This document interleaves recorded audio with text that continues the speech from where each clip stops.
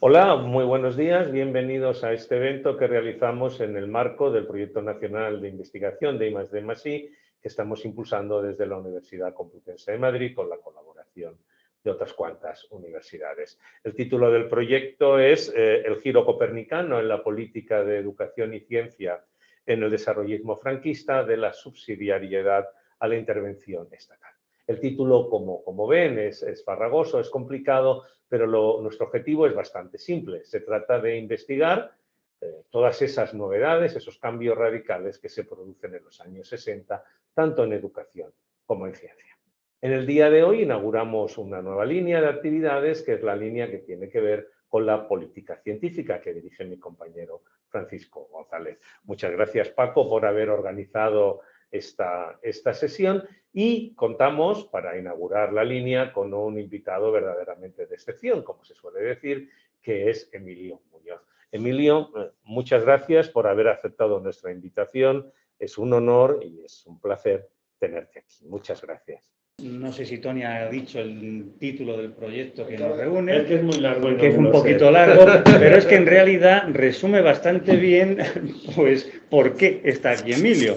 Y conviene, yo creo, que repetirlo. El giro copernicano en la política de educación y de ciencia en el desarrollismo franquista. 2 puntos. De la subsidiariedad a la intervención estatal. Y claro, cuando repasamos la trayectoria de Emilio, y hay que hacerlo, aunque ya esté aburrido de que digamos las pinceladas básicas sobre su trayectoria, pues se ve que es que realmente doctor en farmacia al comienzo de los años 60 implica que ha sido estudiante universitario a final de los 50, estudiante de bachillerato en los 50, investigador a partir de los primeros 60, miembro del CSIC desde esos años, ¿no? Es decir, que lo ha vivido todo en primera persona. Pero es que además, si vamos a la etapa final de lo que se pone en el título, hacia la transición, pues claro, es que durante la transición ponemos la lista: director general de política científica entre 1982 y 1986, director general de investigación científica y técnica del 86 al 87, secretario general del Plan Nacional de Investigación. Bueno, no podemos exagerar porque no acabaríamos nunca. Vicepresidente y presidente del CSIC, que también lo tengo aquí puesto, del 88 al 91, y he puesto un etcétera, etcétera, etcétera, larguísimo. Pero lo importante no es eso, lo importante es que estás aquí. En tu caso, el tener años para nosotros es maravilloso porque son tus años, es tu vida, y que de alguna manera, como yo creo que se puede casi afirmar, la política científica en España y Emilio Muñoz es que son casi una única cosa en todos estos años, desde los años 60, ¿no? Entonces empezamos, Emilio, pero yo creo que seguro que me he dejado una parte importante que quieres empezar ya a decir desde ya, para que los que nos estén viendo, sobre todo en la grabación, entiendan por qué estamos juntos, ¿no? Bueno, pues sí. Bueno, en primer lugar, daros las gracias. Digo que esto no lo toméis a mal, porque igual que subsidiariedad, digo que esto es un subsidiario de un libro que me he escrito. Porque hay mucha gente que me dice: ¿por qué no escribes siempre que hablo? Bueno, no escribo, pues estoy escribiendo otras cosas. Y como escribo otras cosas, bueno. Yo una vez le pedí a 2 investigadoras que me pusieran un becario y que yo estaba dispuesto a hablar. No ha podido ser porque no se habrá considerado que fuera. Entonces, cuando ha habido esta oportunidad, estoy feliz. Así que os doy las gracias a vosotros, a las personas que, participando en el proyecto, pues estén en otras partes de España que no sé si estarán siguiendo. Y lo que voy a empezar a decir es, como yo soy muy claro siempre, que curiosamente yo estoy orgulloso y feliz de mi trabajo en España sobre estos temas, sobre todo porque yo he sido hijo de perdedores. Y una de las cosas que uno tiene que hacer, sobre todo si ha trabajado con Alejandro Nieto, es que hay que decir las verdades. Las verdades son algo que es esencial. Supongo que para los historiadores también. No sé si los historiadores persiguen la verdad o simplemente perseguís pasos o puentes que puedan permitir decir cosas. Vale, eso está la cosa. Entonces, ¿qué es lo que puedo empezar a decir? ¿Por qué, curiosamente, mi padre me llevó a un colegio de religiosos para que yo hiciera la enseñanza? Pues porque no podía ser otra cosa. Mi padre era un entusiasta y había sido un entusiasta del Instituto Valenciano, con profesores que hablaban todos maravillas, pero eso ya se había perdido. ¿Y qué había que hacer? Pues, ¿qué se eligió? Pues se eligió un colegio que para él supongo que representaba por lo que yo llamo muchas veces lo menos malo, que fueron los maristas. Primero porque estaban cerca de la farmacia de Vital. Segundo porque se hablaba de que eran unos que estaban renovando un poquito la enseñanza sin ser tan elitistas como el Pilar. Bueno, que de hecho como no tenían capilla, no podían hacer misa todos los días. Y estas cosas pues debieron ayudar a que fuera esa decisión.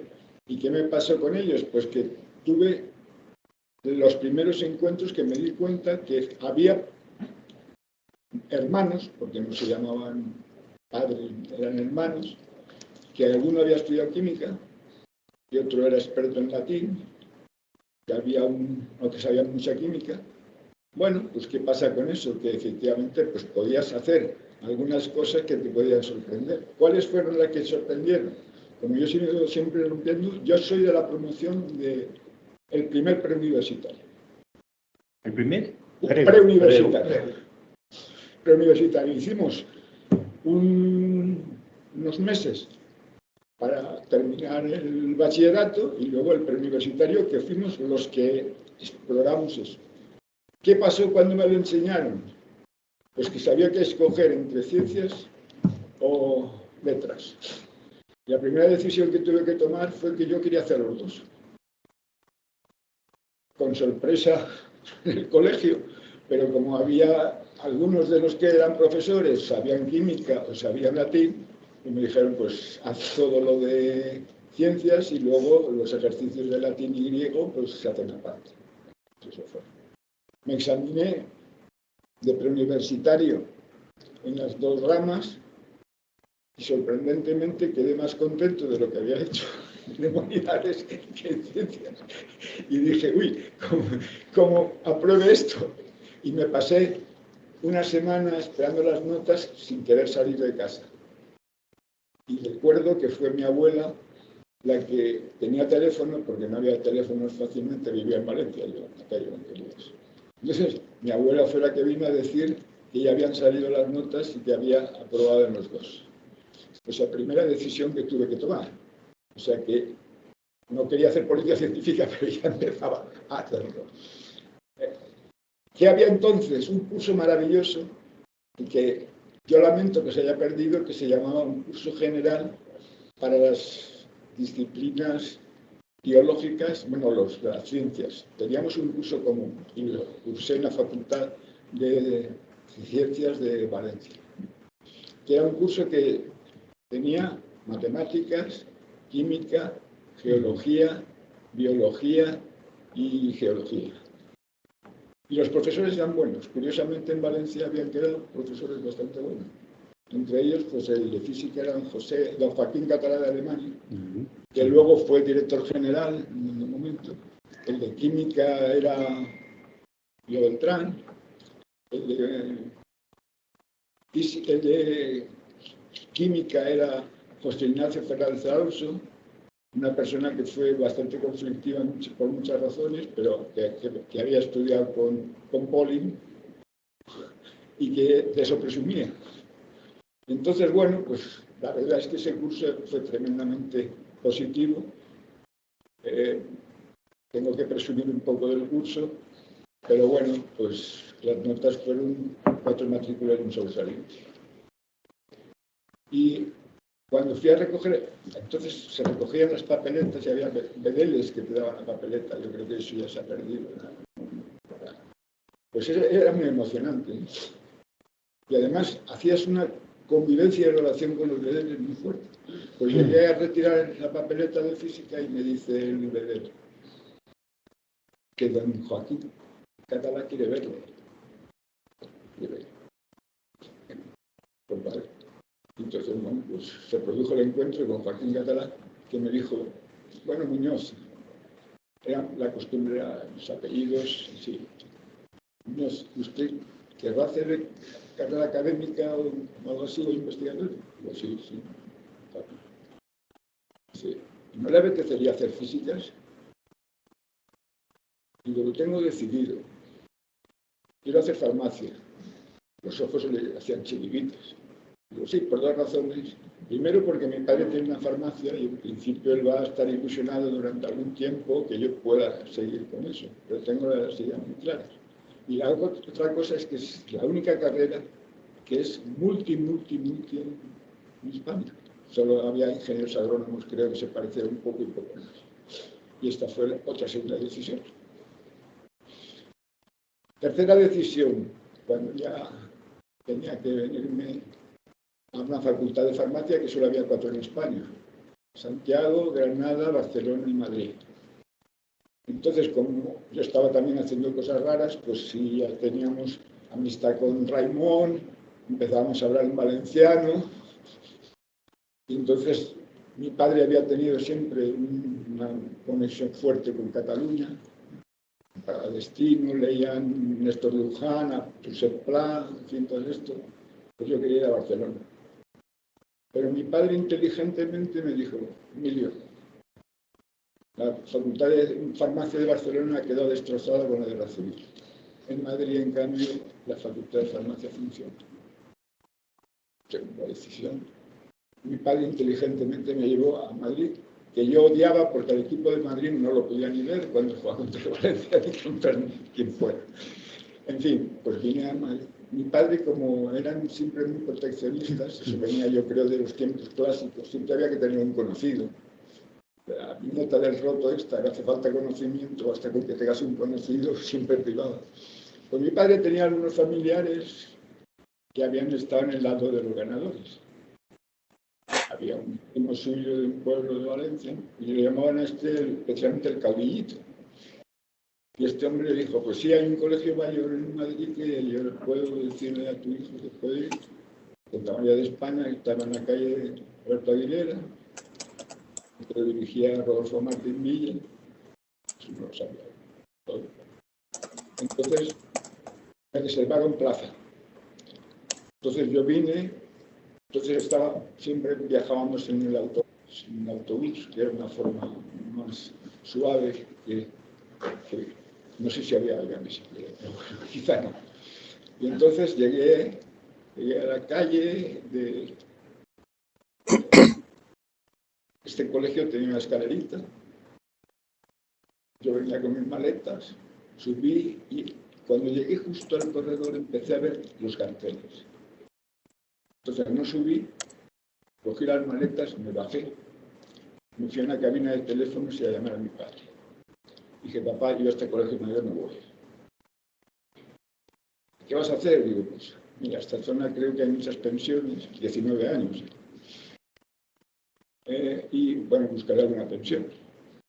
Me dijo: bueno, ya tal, bueno, pues eso, es una pensión, vaya desmayado, y otras decisiones. Lo de esas pensiones, pues era un poco siniestro, ¿eh? No llegaba a las descripciones de cualquiera de las novelas de estas que puede haber habido, que no sé si hay muchas, pero era un poco siniestro. Pero bueno, ahí estaba. Llegué a la facultad de farmacia y me encontré con una enorme y agradable sorpresa. Había profesores que merecían la pena. Había 2 particularmente que se ocupaban mucho en segundo, vamos, porque ya habíamos hecho selectivo, que tenían intención de promover que los alumnos se implicaran. De hecho, el de química analítica y química inorgánica era don Ricardo Montequi, un personaje curiosísimo, que yo no sé si los historiadores habéis tenido ocasión de estudiar. Era un hombre tan divertido que decía: si lo bueno que hay que hacer como seres humanos es pintarse de verde, sentarse al sol y sintetizar, eso decía don Ricardo. Pues don Ricardo, entre otras cosas, con Antonio Doadrio, cuyo hijo sigue activo y está en la Academia de Farmacia y todas estas cosas, ¿no? Y en el Museo de Ciencias Naturales. Pues bueno, Antonio Doadrio era el que tenía don Ricardo Montegui, que le gustaba más pintarse de verde. Antonio trabajaba muchísimo y decidió pues, que a los estudiantes que tenían unos expedientes que eran considerados como buenos, pues que podían formar parte de la cátedra para ayudar en las prácticas, no sé qué. Y bueno, pues ahí me apunté y coincidí con 4 amigos que íbamos a ser los mosqueteros ya hasta el final de la carrera. Voy a ver si me acuerdo de los nombres de todos. Joaquín del Río Zambrano, fue director del Instituto de Química Médica. José Luis García Valdés, fue vicepresidente del CSIC. Y luego, estas cosas siempre chocan, y cuando yo he hecho estos elogios me he encontrado luego que el Opus Dei tengo en Google unos elogios de las cosas que pasaron. Y bueno, esto nos marcó también porque sirvió para que efectivamente llegáramos a otra situación, que fue cuando se abrió el cuarto de carrera, y la elección se produjo pues con dos candidatos que nos presentamos, que tuvimos que hacer una presentación, y la votación era a mano alzada y se ponían luego los votos, estaban con tiza a la vez. El otro candidato era Juan José Almuera, una persona excelente, toledano, un tío muy guapo, yo más feo, pero bueno, no sé por qué salí yo, estoy delegado del curso. Y tuve que actuar rapidísimamente porque se había producido un problema de un catedrático muy bueno e importante que había en la Facultad de Farmacia, pero que tenía un genio terrible, que había estado con los vencedores, pero que parece que me había quedado muy contento. Era don Cándido Torres, de Química Orgánica. Un gran profesor en todos los sentidos, pero que además no quería hacer prácticas, pero le estaban obligando a que las hiciera, y había decidido empezar creando un conflicto de horarios y no sé qué, y tuve que actuar como delegado. Y bueno, pues actué, me conquisté a don Cándido Torres, conseguí acordar unas fechas, y luego don Cándido siempre tuvo una relación muy favorable conmigo. Ya quiero decir que, bueno, estas son las cosas, frutos que he ido recogiendo a lo largo de mi carrera, pues la negociación, no sé, en fin, el intento de ser responsable. Bueno, pues este fue un primer acto. Segundo cuestión, cuando acabas el doctorado, yo he de decir, no sé si lo he dicho, que tuve que negar también a mi amigo Federico, porque él estaba ya de profesor con Ángel Santos Ruiz, Opus Dei, fuerte, pero un hombre muy...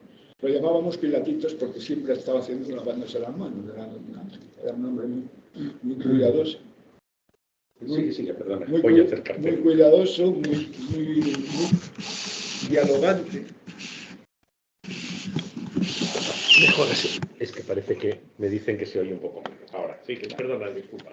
Vale. Buenos días. Bueno, entonces, pues resulta que Federico Justo era profesor titular. Estamos hablando de 1962, 63. Claro, estamos hablando de eso.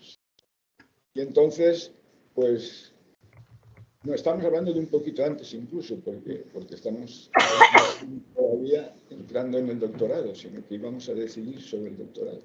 59-60. Entonces Federico me dice, Emilio, ¿te quieres quedar haciendo la tesis aquí? Y dije, Federico, a mí me gusta mucho más la investigación que la docencia, quiero ir al CSIC.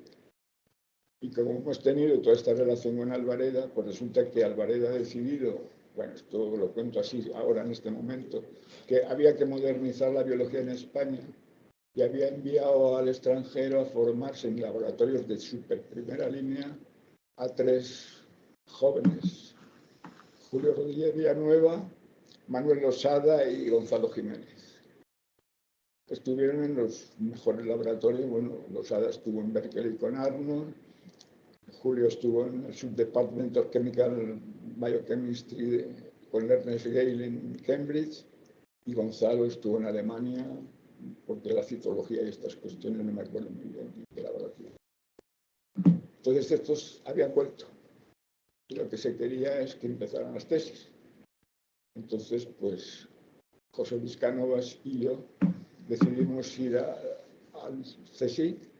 José Luis, que era más bioquímico que yo, que a mí me gustaban la microbiología, la biología celular, la bioquímica, me gustaban las cosas más mezcladas, pues decidí que quería ir con Julio Rodríguez Villanueva. Y bueno, pues esa fue la decisión y ahí fuimos.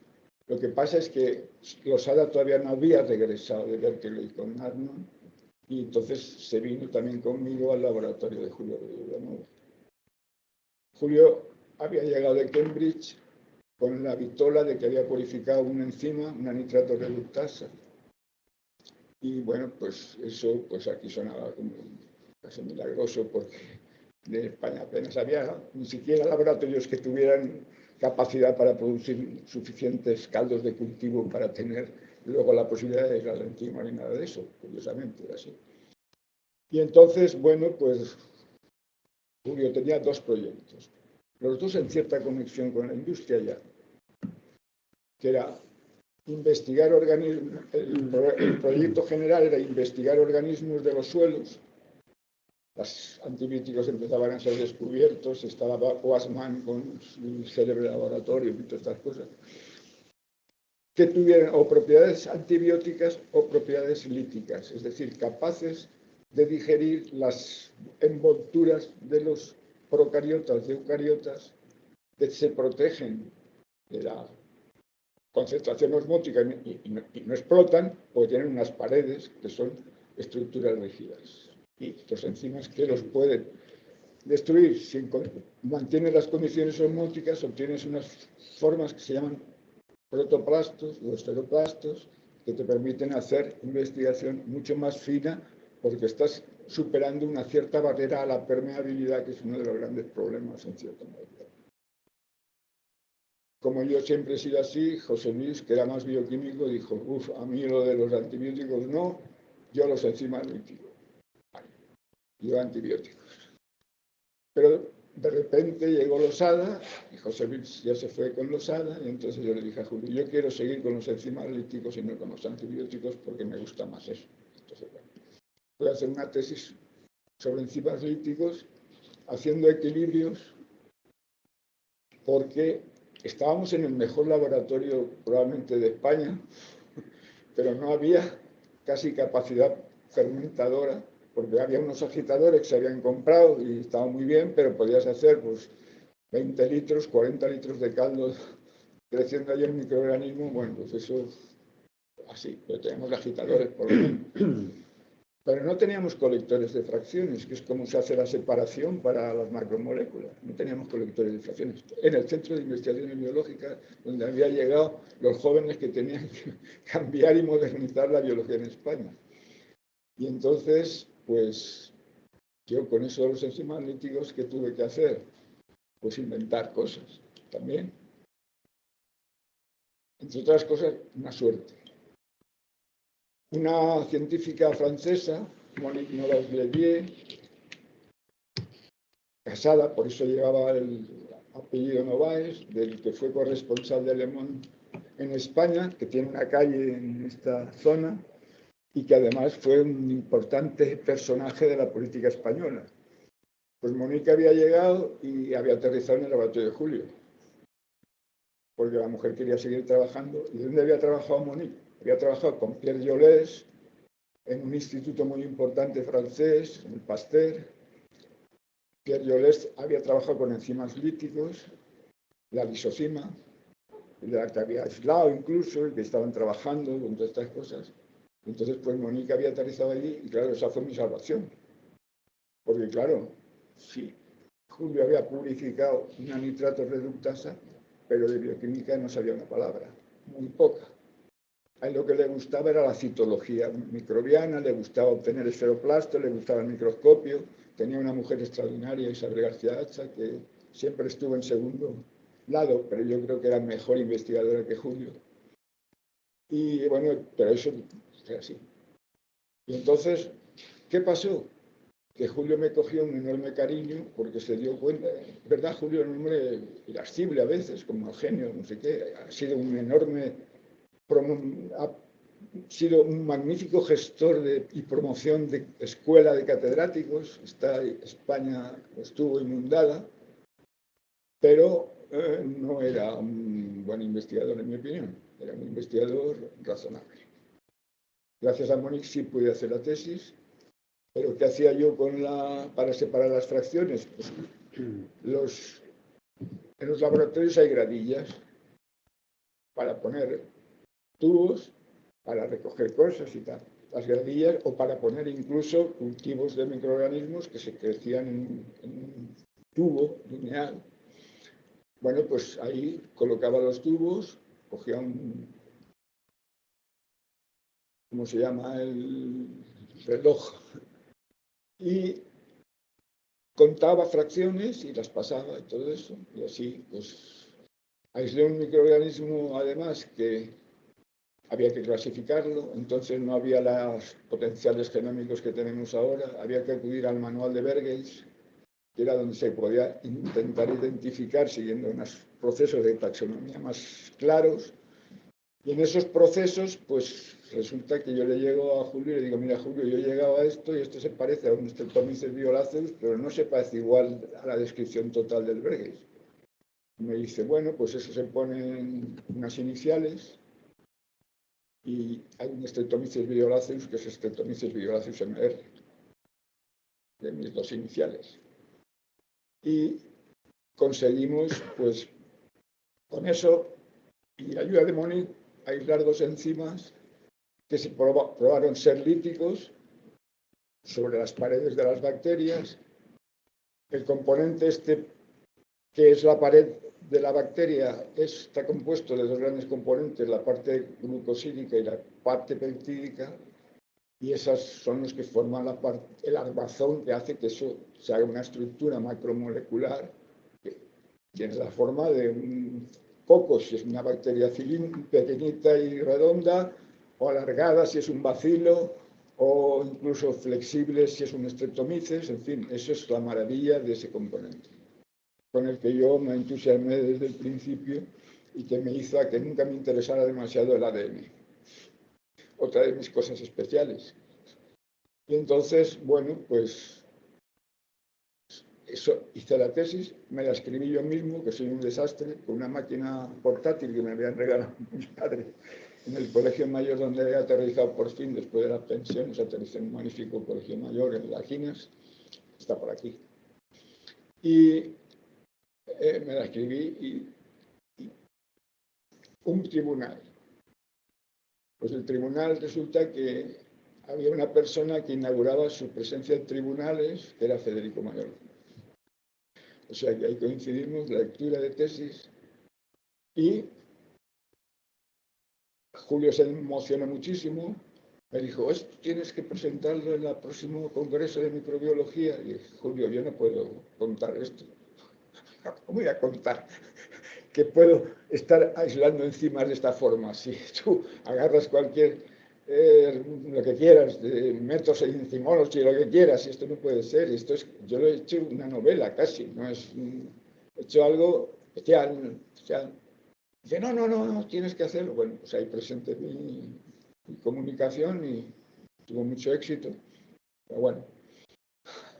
Y luego, pues, ¿qué tenía que hacer? Decidir si de verdad quería ser científico, investigador o no. Era irte al extranjero. ¿Y qué tuve de nuevo? Pues la suerte de que Julio, como tenía una confianza ciega en mí, es verdad, pues yo dije, mira, Julio, yo quiero ir al laboratorio que está en Lieja, que está ahora produciendo los resultados nuevos que estoy leyendo, que me parecen impresionantes. Y dice, bueno, pues tenemos que invitar a alguien de la Universidad de Lieja para que venga.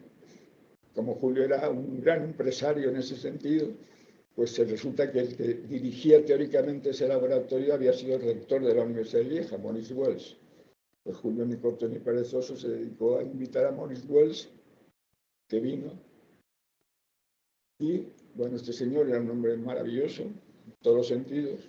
Dijo, no, si yo no soy el que esté trabajando en estas cosas, ahí hay un profesor ahí conmigo, de Amarillise, que además le acaban de dar una ayuda, un grant muy importante del Departamento de Agricultura reciente, y que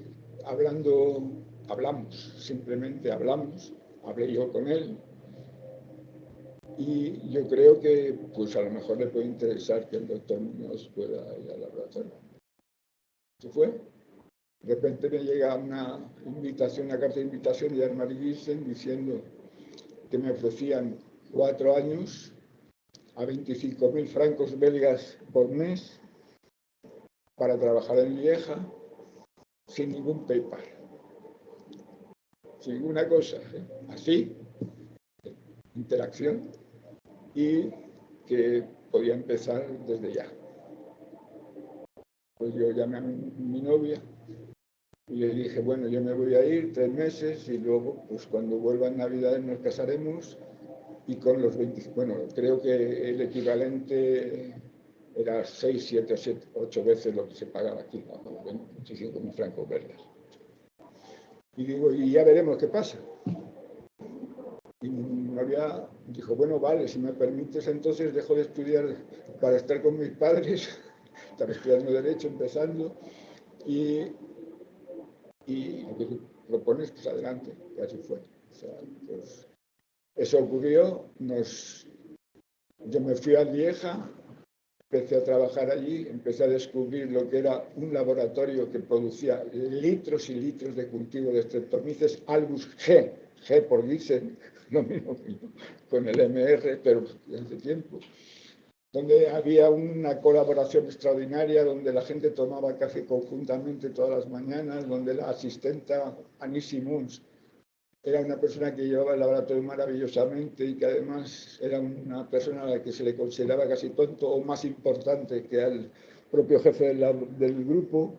Llamaría una persona extraordinaria en todos los sentidos. Y había un señor que llevaba la fábrica, Louis Dierix, de los fermentadores. O sea, yo había crecido en matraces de nada. Si estoy hablando, para que os deis cuenta de lo que era la ciencia en esos momentos, pero lo que se podía hacer y a lo que se llegaba. Y entonces, bueno, pues pasó pues, que empecé a trabajar. El primer cultivo y aislamiento de enzima fue un fracaso. Yo no había trabajado nunca con un colector de fracciones, tuve que aprenderlo rápidamente y esas cosas. Pero bueno, empezamos a trabajar bien, me marché a España, regresé, volvimos a Bélgica, a Lieja, y ahí fue pues donde yo me di cuenta de que yo, que soy incapaz de clavar un clavo, era capaz de hacer experimentos que resultaban absolutamente irreprochables.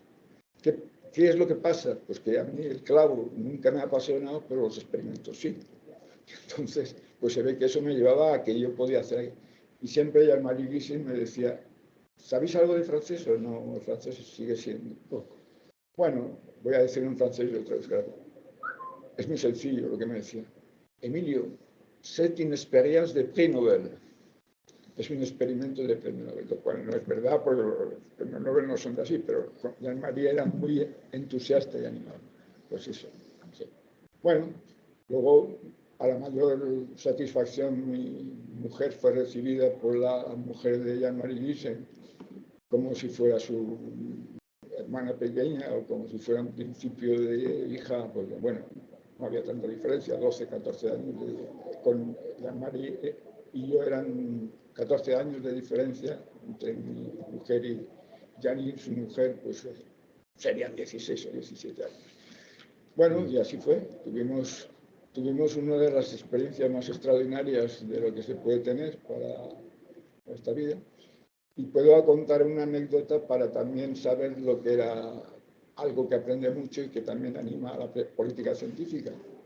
Que los belgas que viven en la zona, o vivían los Balones, porque en Bélgica ya no sé cómo está con los problemas. Acabas de mencionar política científica, en breve vamos a por ello. Pues entonces llegó, me dice, pues a los 4 o 5 menos semanas, pues me dice, Emilio, que estaba yo solo, vamos, yo vivía en una pensión muy cercana del laboratorio, estaba muy bien, en una pensión muy cómoda, en pensión hotel, pequeñito, y entonces me dice, pues para que tú puedas disfrutar un poco, vente a nuestra casa. Ellos vivían en un Fredón, un pueblo cercano, una casita, y vente a cenar. Entonces, bueno, pues fui. Y me dice de repente, porque los belgas son muy francos. Me dicen, ellos eran socialcristianos, tanto Jean-Marie como Jean. Me dicen, Emilio, tú serás de Falange, ¿no? Digo, no, ¿por qué lo dices? Dice, no, porque si tú has sido capaz de acertar una tesis, que de venir aquí, de toda esta cosa, de cómo se ha producido, de que han invitado a Maurice, a Wells, digo, no, soy de Falange, soy más bien algo que no es Falange. No soy, vamos, quiero decir, no soy. Bueno, pues está puesto mal. Curiosamente, en el laboratorio, la secretaria de Maurice Wells, del rector, que entonces era prorector, pues era muy activa, vivía en otro pueblo y tenían un cineclub los fines de semana. Ese pueblo que no me acuerdo cómo se llamaba el de ella. Y me dice, Emilio, te quiero decir una cosa. En el cineclub de mi pueblo se va a proyectar Viridiana. ¿Quieres venir a presentarla? Pues sí. Entonces, otro de actos de estos, de lo que uno iba aprendiendo frente a lo que podía ser la oscuridad española, ¿no? Y ahí presente Viridiana, y bueno, pues fue un coloquio interesante. Es decir, bueno, pues esto es como te va configurando y te hace ser tan diferente de lo que podía haber sido si yo hubiera seguido pues, en este país, quizá.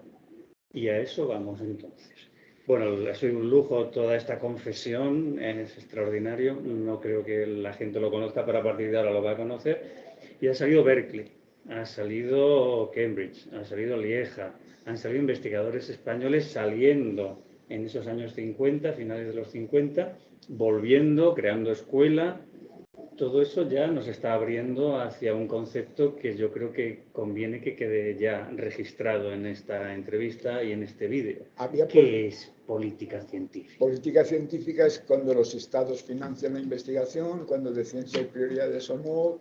¿Qué pasa con la política científica? Pues curiosamente, don Santiago Ramón y Cajal ya la mencionó.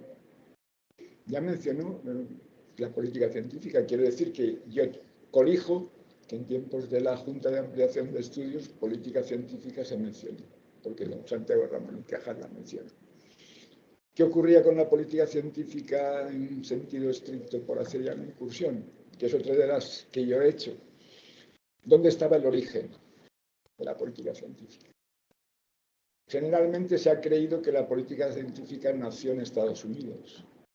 Nació la política científica moderna, que fue la que se acompañó como consecuencia de la Segunda Guerra Mundial, cuando Roosevelt encargó a Vannevar Bush que preparara un informe porque la guerra se había ganado gracias a la ciencia.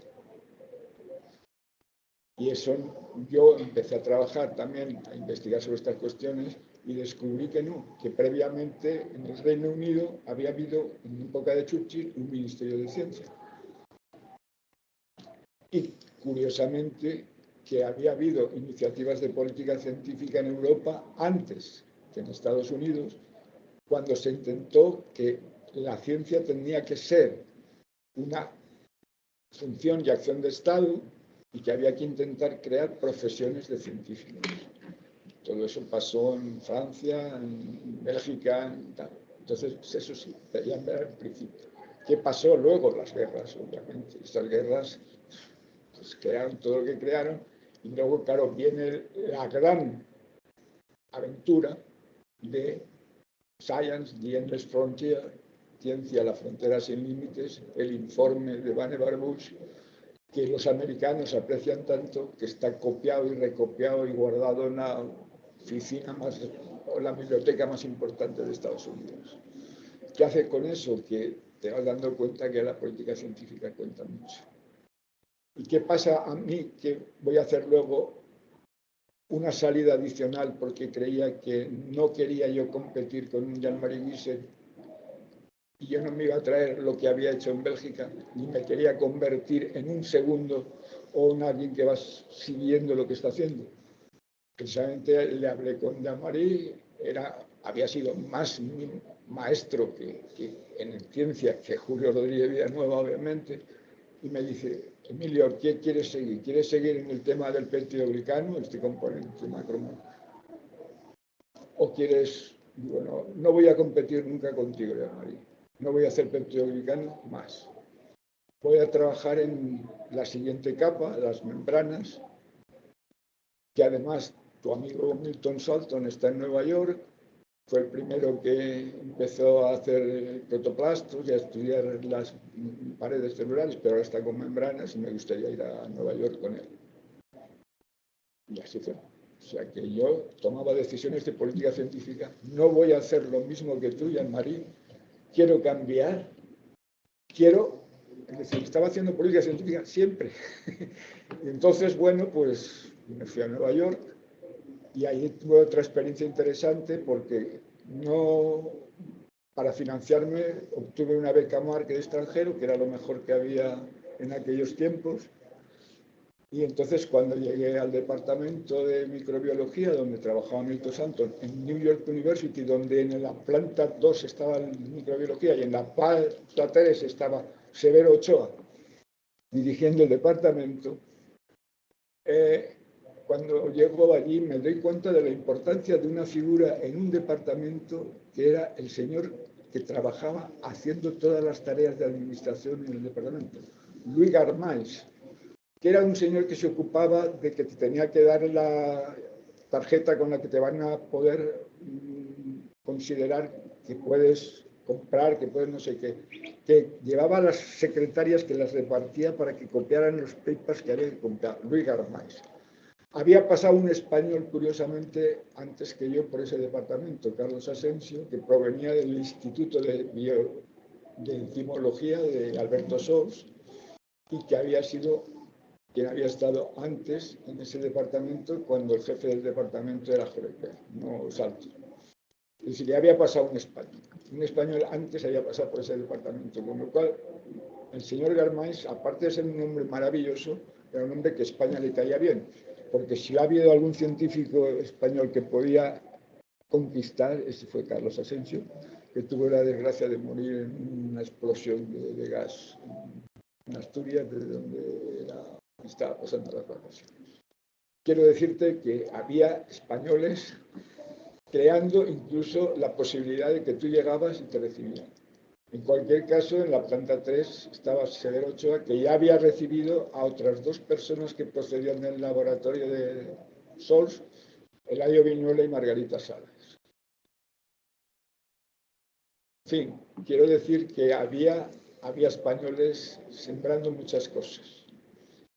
Y bueno, pues, ¿qué pasó después? Pues que yo ya tenía que regresar a España porque es que me había puesto en la cabeza y ocurrió que yo tenía que leer algún periódico español en Nueva York y podía leer solo el ABC, que se publicaba en papel cebolla, muy fino, por supongo que así llegaba más cercano. Entre tanto, ¿qué había pasado? Que yo en Nueva York había conocido lo que era un periódico y un superperiódico, New York Times. De hecho, tuvimos ahí a nuestro hijo que había nacido en Lieja y el niño llevábamos en el carrito y en el carrito era donde había que poner el New York Times porque tú no lo podías llevar, no lo podías llevar a rastras, ¿eh? Había de todo. Sobre todo los domingos. Eso es, los domingos impresionante. ¿Y qué pasó que empecé a ver ahí? Bueno, pues que coincidía con unas elecciones de la presidenta de los Estados Unidos en las que iba ya un republicano y un demócrata, y el demócrata era Eugene McCarthy, que era un senador que no tenía muchas posibilidades porque había ya encuestas y esas cosas, lo que fuera. Pero a este señor, de repente, veo en New York Times un día, un domingo, una página toda, de una serie de científicos que apoyaban a McCarthy. Y allí veía yo nombres que trabajaban en membranas, en fosforilación oxidativa, en la síntesis del peptidoglicano. Y dije, uy, los científicos se implican en política. Y eso también algo que te queda. Son cosas pequeñas pero que te van construyendo y moldeando. Has mencionado a Cajal. ha salido la Junta para Ampliación de Estudios. No has mencionado a Castillejo porque no te ha dado tiempo, pero sí has mencionado y desde el principio a Albareda. Albareda, CSIC, entras en el CSIC, ya estamos a principios de los 60, has vivido, todavía no has actuado, digamos, políticamente, pero sí has vivido la situación en la política científica española. Mencionábamos antes lugares de acogida de científicos españoles. Has exagerado ahora ya ese punto inicial y tenemos a científicos en Estados Unidos también. ¿Cuál era esa situación antes de que tú tuvieras que intervenir directamente, pero que sí viviste en ese CSIC, en esa universidad versus o colaborando con el CSIC en esos años 60? Bueno, lo que yo viví fue un poco la situación de un CSIC absolutamente paranoico, tenían que hacer y presentar los trabajos al jefe del Estado. Tenía un patronato que, bueno, había personajes allí muy importantes, pero curiosamente presencié un CSIC donde las mujeres empezaban a llegar, porque como no había salarios muy altos, de hecho eran plazas que había creado el propio Albareda. Eran plazas que había creado el propio Albareda. Y había creado unas escalas que eran 3, ayudante científico, nombre que predisponía a que tú estabas ayudando, ¿no? Colaborador científico e investigador científico. Y en esa forma permitió que, claro, de una facultad de farmacia, yo había visto muchísimas mujeres muy valiosas y pues algunas de estas mujeres iban al CSIC. Entonces, ¿qué había? La posibilidad de que podías ir trabajando. ¿Qué había ocurrido con la llegada del Instituto de Biología Celular que se crea con estos que habían llegado cuando llegan? Pues que podíamos volver a tener unos laboratorios que ya se iban acercando a cosas que se parecían más a lo que ocurría fuera. Empezaba además a funcionar la CAICID, la Comisión Asesora de Investigación Científica y Técnica, porque ¿qué había ocurrido? Que el CSIC, que se había creado con la responsabilidad de ejercer la política científica, fracasó. ¿Fracasó por qué? Porque Albareda, que tenía mucho peso, pero era obvio que Franco funcionaba por un sistema de fragmentación en su propio gobierno. Es decir, que había familias. Y esas familias pues tenían sus pesos.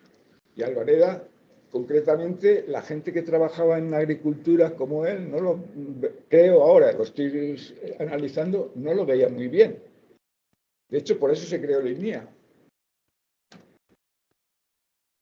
Otro organismo de investigación, porque no parece que Albareda no contaba, bueno, todo eso lo puedo ahora ir reconstruyendo porque me he dedicado a la observación, a la reflexión de lo que ha sido mi vida. Pero es así, porque la política científica ha cruzado también siempre mi vida. Entonces, pues, ¿qué ocurre? Pues efectivamente el CSIC tenía una posibilidad de hacer mucho menos de lo que su ley fundacional le atribuía y de todo lo que la fanfarria, la pomposidad que llevaba esa historia de presentar no sé qué. Es decir, y había de presidente el ministro de Educación y Ciencia, de Educación, perdón, estoy diciendo una tontería, el señor Ibáñez Martín. Pero claro, yo no sé si se ha hecho ya historia del franquismo bien. Es lo que estamos intentando. A ti te va a tocar poner orden, diagnosticar las carencias de las etapas anteriores en el CSIC. Y en ese diagnóstico, pues nos habíamos quedado en el año 65, 66, pero claro, vienen los finales de los 60, hay sucesión de ministros, hay familias que cambian y entran otras. Tú eso lo has vivido desde dentro del CSIC, bueno, en esos 60 y principios de los 70. Sí, claro, pero es que nos acercamos ya a la pretransición, ¿no? Entonces, ¿qué ocurre? Pues que efectivamente Albareda dejó el CSIC. Albareda tuvo que dejar el CSIC porque, bueno, con la fortuna de que llegó un ministro de Educación, que fue Lora Tamayo, padre, que fue un ministro que le interesaba, porque había estado en el Patronato Juan de la Cierva, porque había estado conectado y no conectado, en este CSIC donde existían patronatos, cada uno con sus grandes ámbitos. No era lo mismo el patronato Juan de la Cierva que el resto. El patronato Juan de la Cierva tenía una conexión muy fuerte con la industria. Bueno, eso lo han estudiado algunos, ya lo sabéis, ¿no? Santiago López. Y bueno, pues, ¿qué ocurre? Que Alvareda pierde fuerza, se ordena sacerdote además, y bueno, pues, pero Lora Tamayo sí tiene la visión de que la política científica es importante. ¿Y qué hace? La primera evaluación de la situación del sistema de ciencia en España se la encarga él a la OCDE. Cambia el nombre del Ministerio de Educación Nacional a Ministerio de Educación y Ciencia, creo. Y tiene que ver cómo resuelve el problema de las escalas del CSIC, estas totalmente afuncionariales, alejadas completamente de cualquier cuestión, y bueno, consigue ganar y se funcionariza. ¿Pero qué hace?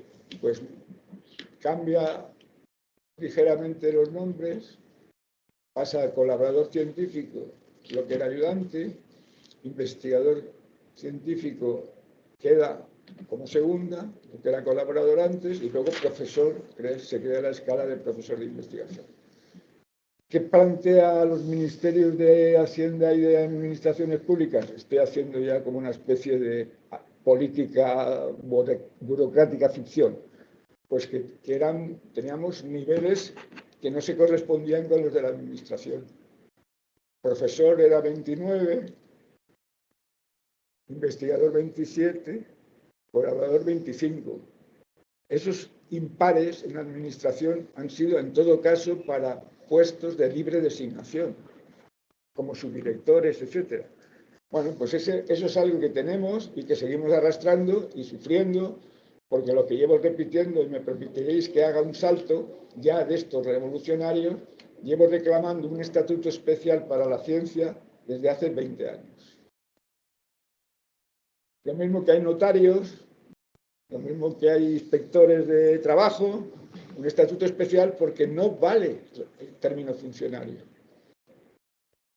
Siempre que he dicho esto, alguien se ha permitido, como le pasó a un secretario de Estado ya en la transición, que dijo, es que a Emilio no le gusta ser funcionario. Y yo dije, perdona, no me gusta ser funcionario, no. Yo quiero ser servidor de la civil, como el civil servant británico, pero quiero un estatuto que tenga sentido, que no tengas que competir para las plazas con los policías o con no sé quién, o, en fin, porque los notarios no compiten, por ejemplo. Y eso es una cosa que me parece de cajón, pero no, ahí seguimos.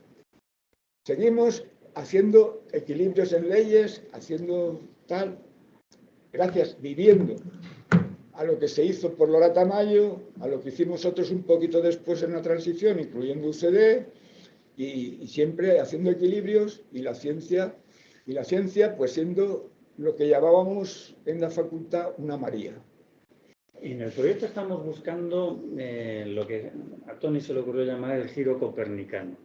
Has mencionado a Lora, antes habías mencionado a Ibáñez Martín, el primer ministro de Educación Nacional, el cambio de nombre, que no es poca cosa cambiar el nombre, por lo que lleva connotaciones detrás.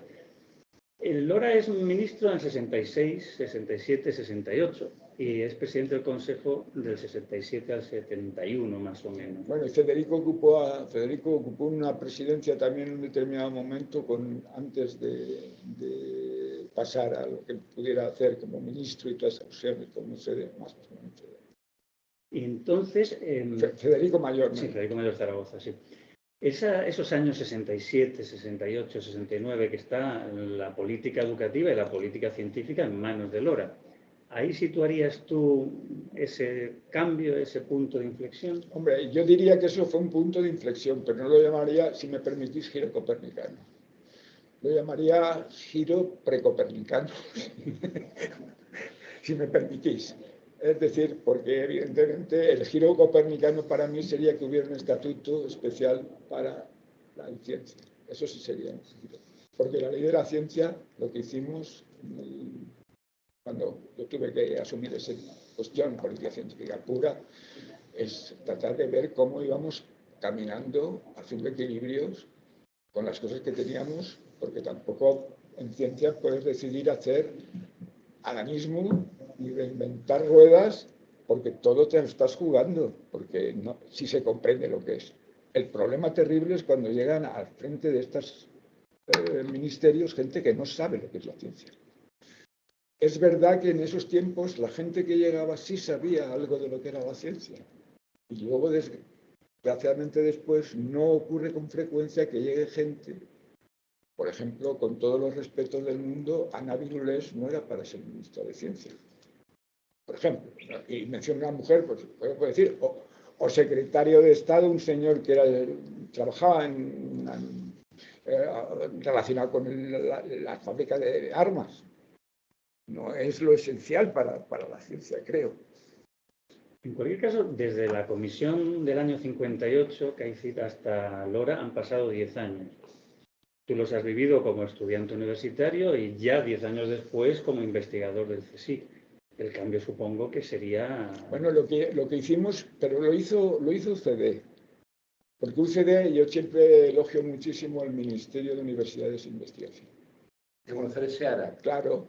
Es decir, la ventaja enorme que tenía ese franquismo que estaba en familias es que había familias. Pero, o sea, ahora estamos descubriendo la pólvora, ¿o qué?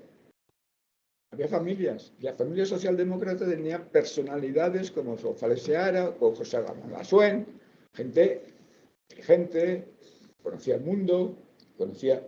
Entonces, ¿qué pasa? Pues que había... Para empezar, se habían rodeado de dos administrativistas, que eran dos administrativistas entusiasmados por la política científica, Ramón Martín Mateo y Alejandro Nieto, que fueron los que hicieron los estatutos y prepararon los estatutos para también la transición de la CAICID, de Ministerio de Presidencia, a un Ministerio de Universidades e Investigación. Y eso... Bueno, Ramón Martín Mateo tiene siempre el elogio de todos los que trabajan en la Universidad de Alicante porque fue el que diseñó, fue rector, y Alejandro Nieto pues tiene la admiración personal mía por muchas razones y por todo lo que este hombre hizo y pudo hacer dentro de las limitaciones, pero efectivamente es que los administrativistas son muy buenos. Pero en este momento han desaparecido ya, como si no existiera el derecho administrativo. Es decir, ¿qué quiere esto? Esto estoy improvisando, ¿eh? ¿Qué quiere esto decir? ¿Que tenemos que privatizar también? ¿Tenemos que privatizar también la justicia? Porque el derecho administrativo es el que vela porque todo lo público funcione. ¿Y por qué los administrativistas ahora no aparecen nunca? O casi nunca. Una pregunta que me estoy haciendo. Bueno, pues es preocupante, ¿no? En estos cambios de familias y demás, Lora cesa en el 68, más o menos, pero sigue siendo presidente del CSIC hasta el 71. ¿Tú detectaste disfunciones, una continuidad? Bueno, todos esos tiempos se fueron movilizando porque el tardofranquismo fue probablemente muy complejo y sabréis más que yo del tardofranquismo. Alejandro Nieto se ha extendido también hablando siempre del tardofranquismo. Bueno, pues ahí lo que se intentaba es que España no se quedara atrás ante lo que ocurría en el mundo. Entonces, bueno, por ahí llega el Opus Dei, ahí llega Carrero, eso ya ahora que se ha conmemorado el tema de su asesinato, todas estas cuestiones. Yo recuerdo que el asesinato de Carrero Blanco lo viví en el Centro de Investigaciones Biológicas, donde trabajaba. Y conmigo estaba Gonzalo Jiménez Martín, que era un hombre que era falangista, pero que también me tuvo un cariño enorme siempre porque me apreciaba mucho como investigador. Y recuerdo que a pesar de preocuparnos, no cerramos la reunión que teníamos, seguimos hablando. Es decir, a pesar de lo que esto podría significar, ¿no? Bueno, Gonzalo estaba más cerca del falangismo, en cierto modo, pero bueno, era un hombre que tenía mucho cariño a la ciencia y a mí me tuvo, no solo a mí, sino hay otro amigo más joven, mi primer doctorando, que se llama Vicente Larraga, que siempre hemos dicho, ¿cómo nos apreciaba Gonzalo Jiménez? Pues es verdad, por la investigación, por la ciencia. Estamos hablando en clave española, han salido situaciones internacionales, pero todavía no te hemos pedido que compares a nuestro CSIC con el CNRS, por ejemplo. Por supuesto, siempre hay que poner al lado al Max Planck o alguna otra institución, la Academia de Ciencias rusa. ¿Qué, comparando Pues lo incomparable probablemente? Bueno, pues aparte de que siempre me gustó, porque cuando yo llegué a la vicepresidencia del CSIC, Alejandro Nieto, curiosamente, me dijo, te tienes que ocupar, nunca ha habido vicepresidencias que se hayan ocupado de esto, desde que hubo vicepresidencias, pero tú tienes la cartera de política científica. Y lo primero que me puso es en contacto con el British Council, que es el British Council que se ocupaba de educación, era a su vez que también se responsabilizaba en España de la ciencia. Eso es, bueno, pues ¿qué pasa? Pues que yo tuve que plantearme en un momento dado una situación de reforma del CSIC y como siempre se me ocurre, pues hicimos una reunión, por si no me podía enterar de en qué diferencias había, fue que hicimos en Miraflores, porque con la Autónoma trabajábamos mucho, porque la Autónoma era una universidad autónoma que innovaba, pues hicimos donde convocamos a representantes de todas estas instituciones. ¿Y qué pudimos ver? Que lo más parecido al CSIC era el CNRS, por cómo había nacido y en qué momento había nacido. Pero estaban las antípodas ideológicas. Mientras España se colocaba más cerca del fascismo, el CNRS nacía del Partido Comunista francés, donde los grandes premios Nobel formaban parte del Partido Comunista francés. Los Joliot-Curie, todos estos, pero nacen en el 39. Unos porque querían ganar la guerra y otros porque querían paliar los efectos de la guerra. CNR italiano, nada que ver, los italianos son especiales, no hay forma de entenderlos. Es una cosa que yo nunca he sabido muy bien qué era. Max Planck, pues sí, claro, un emperador que decide crear algo por la ciencia, que hace algo especial. Entonces están en situación absolutamente excepcional, incomparable con nadie. Los centros del Max Planck se crean estratégicamente para hacer algo. Se ficha a alguien para que lo haga y a ese se le da todo lo que pueda para que lo haga. Si comparamos con el CSIC, es que esto es casi de cómic. Con las comparaciones que se le dice a alguien que haga. Si hay un alma en la Junta para Ampliación de Estudios va a ser José Castillejo, si hay un alma en el primer CSIC va a ser Albareda. Hay semejanzas y hay diferencias, por supuesto. El CSIC, conscientemente, explícitamente, y lo pone en el BOE, quieren hacer de las cenizas de la JAE y de la Fundación Nacional para Investigaciones Científicas y Ensayos de Reforma. Va evolucionando a lo largo de los años. Supongo que en la transición os encontraríais con, tú y otros anteriores y otros posteriores, con una duda. ¿Qué hacemos con el CSIC? El CSIC es una creación precisamente para acabar con lo que hubo antes. ¿Nos cargamos el CSIC? Bueno, ¿lo refundamos? ¿Lo modificamos? Bueno, intentamos que continúe. Yo trabajando sobre ello he llegado siempre a una situación que me imagino que si lo digo alguien se removería en las tumbas. Lo más parecido a la creación que hace Albareda es a la Academia de Ciencias de la URSS. Sí, efectivamente, lo más parecido. Eso, bueno, no lo he escrito en alguna parte, no sé si lo he dicho, lo digo alguna vez, pero siempre lo digo y aprovecho esta ocasión, es lo más parecido. Centros, algo que tiene que estar centralizado, en fin, eso, que no se corresponde prácticamente con ninguna de las otras organizaciones. ¿Qué me llevo a mí en estas cosas? Pero estoy dando un salto a cuando ya fui presidente de CSIC, que lo fui a la transición. Que dije, bueno, hay que crear esto de nuevo. Y entonces decidí, con un sociólogo muy empresarial, muy activo, muy haciendo siempre cosas, que es Manuel Castells, pues hablar con él, que hablaba bastante, y le dije, creo que había que crear el CSIC como empresa pública, que por cierto, el CNRS estaba dando pasos para ir un poco en esta vía, algo parecido. Y entonces, bueno, pues es una empresa pública, para tener un estatuto especial por lo menos. Pero bueno, eso fue reacción brutal de los sindicatos, no sé qué, es ahí cuando comparamos, cuando vimos que las comparaciones no son posibles.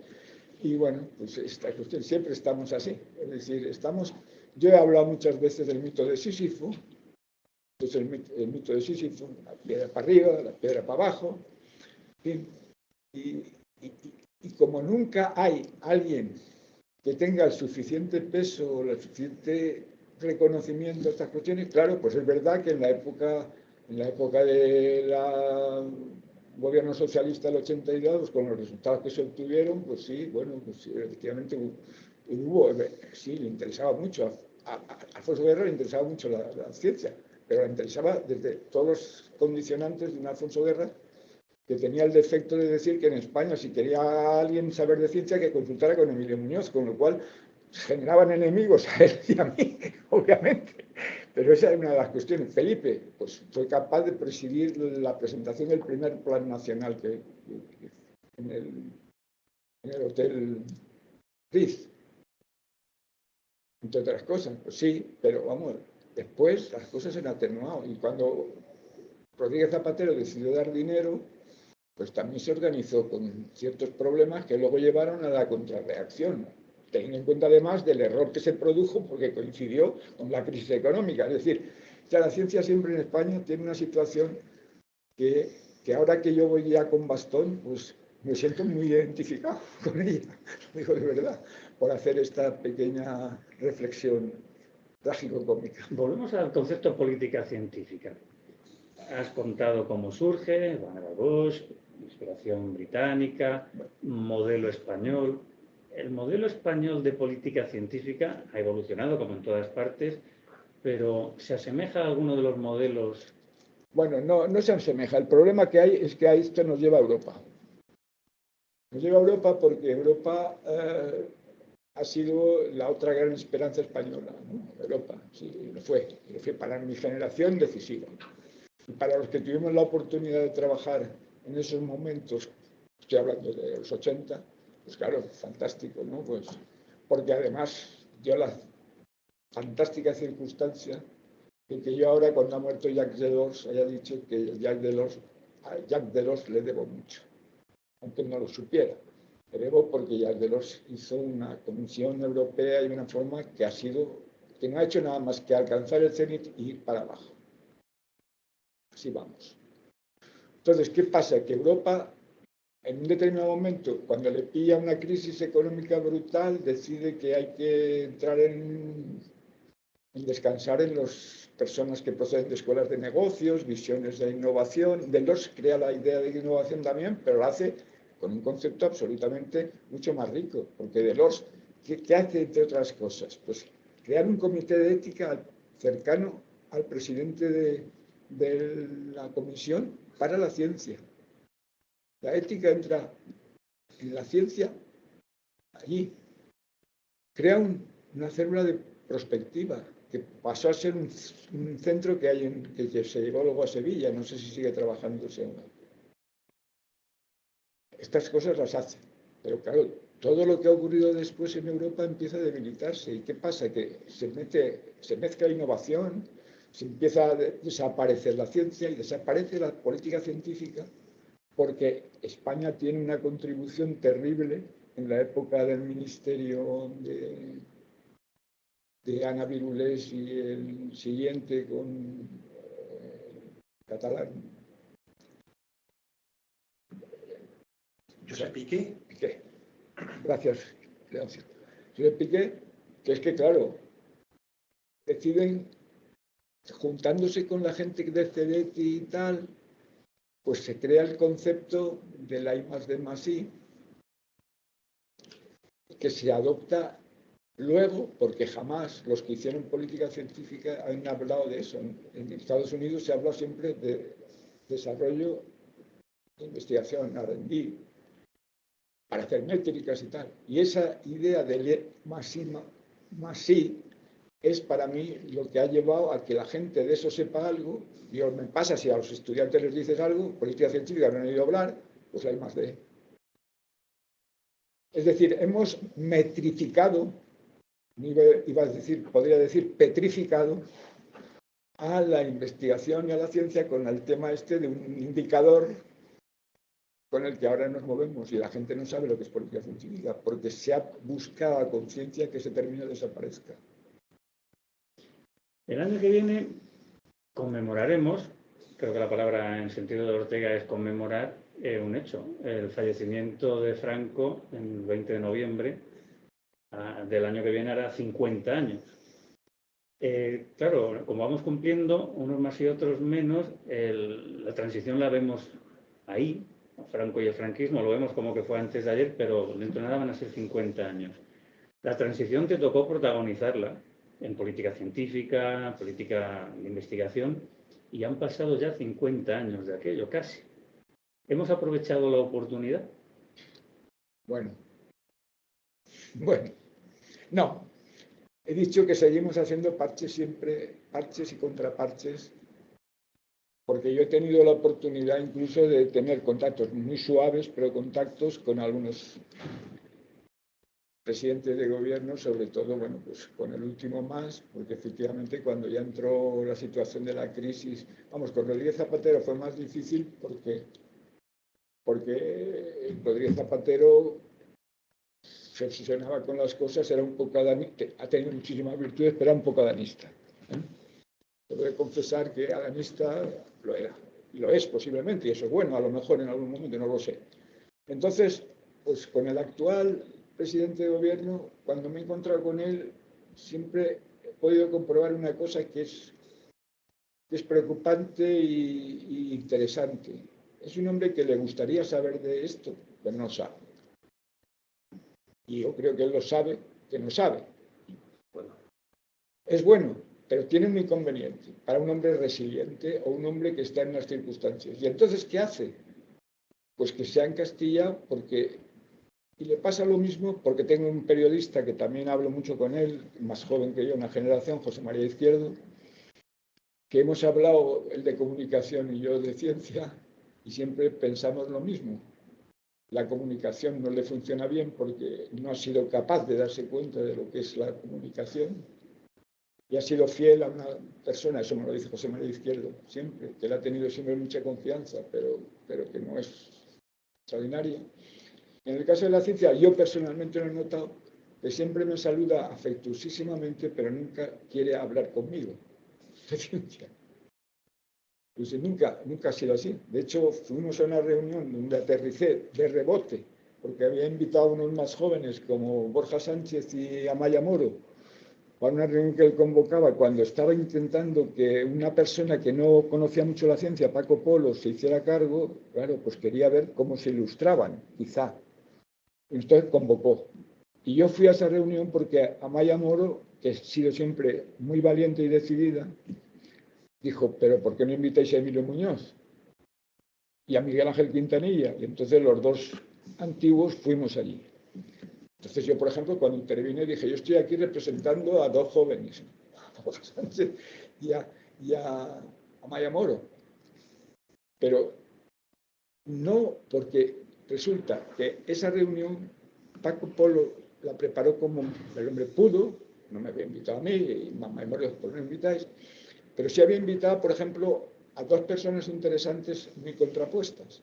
María Blasco, no sé si la conocéis, y Mojica, el hombre de los CRISPR. Los habían sentado a la izquierda de Pedro Sánchez. Estaba Paco Polo, Pedro Sánchez y luego María Blasco. Entonces, lo que hace Pedro Sánchez lo primero es darle la palabra a María Blasco.